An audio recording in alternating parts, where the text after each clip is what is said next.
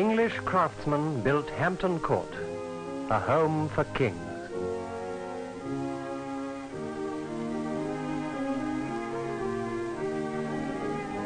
Above the gate hang Tudor King Henry VIII's arms, guarded by twin ranks of the king's beasts.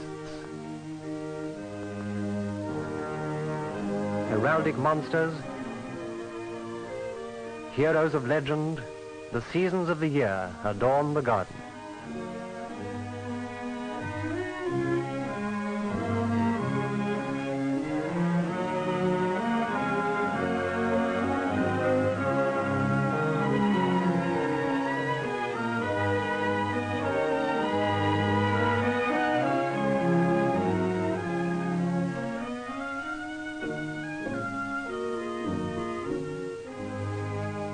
Dedicated 400 years ago to the pleasure of princes, today it is a playground for children, a refuge for the old, a place where all can find a brief moment of repose and beauty.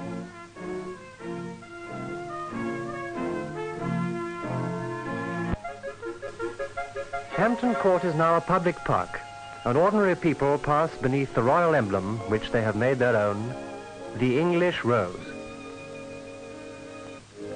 Roses grow today in the tilt yard, which King Henry built for his tournaments.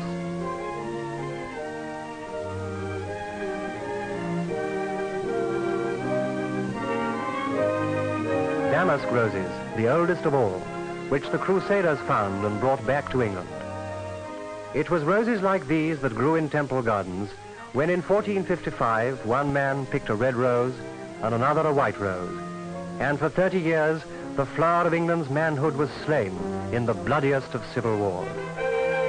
Peace after civil war came with the Tudor kings, and a new rose grew in the gardens, blending the white of York and the red of Lancaster in its petals. And today the white and red rose grow in peace side by side along these walls.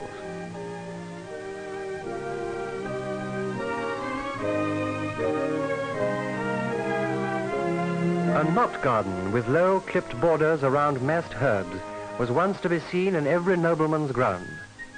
They've all disappeared now, except this one in Hampton Court.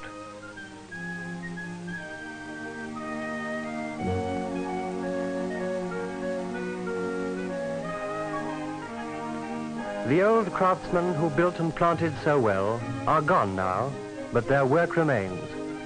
And today the folk who stroll here share with their forefathers the inborn love of Englishmen for a garden.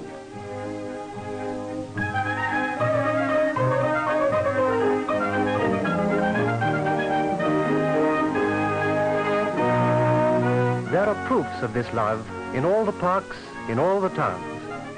Find great gardens up and down the land, their variety reflecting the individual imagination of their makers. Some are formally designed, some copies from Italian models, some a happy blending of English lawn and formal pool. Some a wedding of art and nature so that you can't tell where the garden ends and the woodland begins.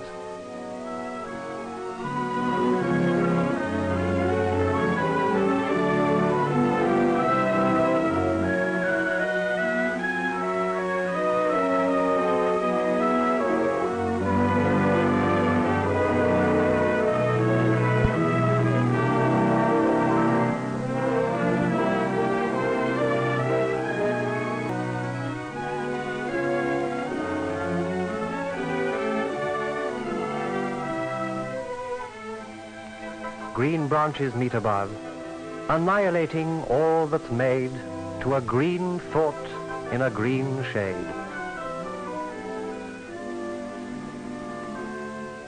And then the procession of green gives place to the color of flowers.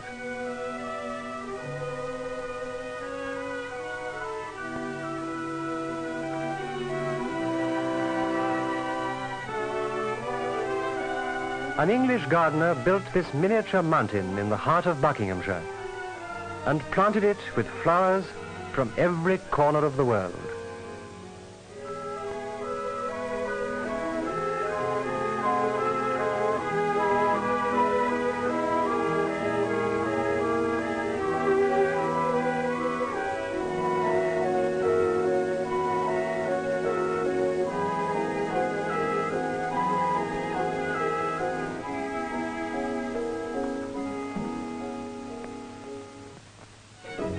England, poor and rich alike have flowers.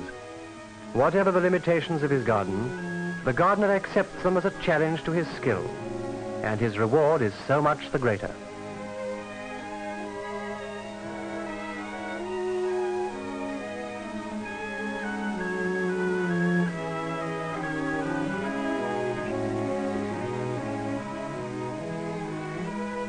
The cottager fills his few square yards with the old favorites his father grew.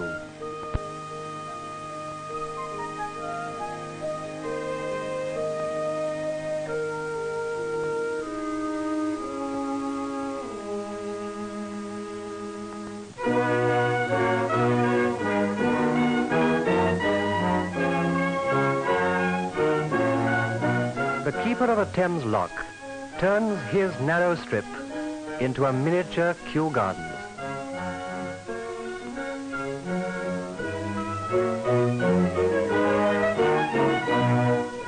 This gardener specializes in auriculas. It is not his money, but his care and skill that grow these blooms.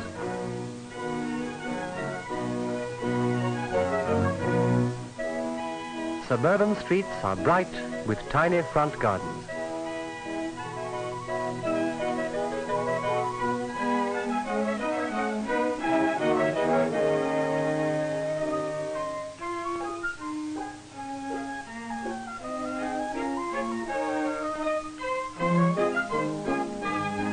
No handicap of space or place can prevent a true gardener from creating beauty.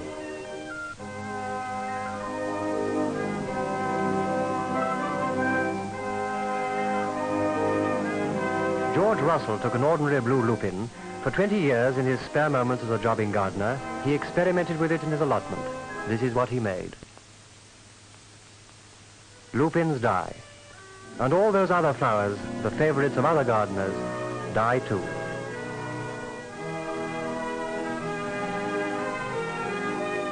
But to the gardener, this is not an end. It is a new and exciting beginning.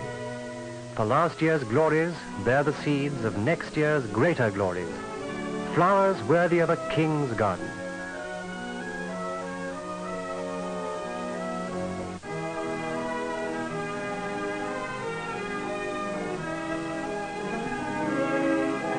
Flowers worthy of countless English gardens, great and small, in the peaceful years to come.